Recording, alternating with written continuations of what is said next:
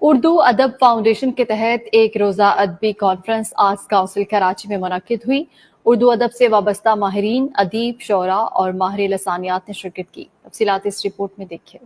Arts council Karachi میں ایک روزہ ادبی کانفرنس اردو ادب فاؤنڈیشن کے زیر اہتمام منعقدہ ادبی کانفرنس میں معروف مصنفہ و شاعر عالیہ امام سمیت اردو ادب سے وابستہ ماہرین، ادیب، شعراء اور ماہر لسانیات نے شرکت کی اور اظہار خیال کیا۔ اردو ادب فاؤنڈیشن کی بانی سدرا کریم کا کہنا تھا کہ ادبی کانفرنس کرنے کا مقصد نوجوان نسل کو زبان و ادب کی طرف راغب کرنا ہے۔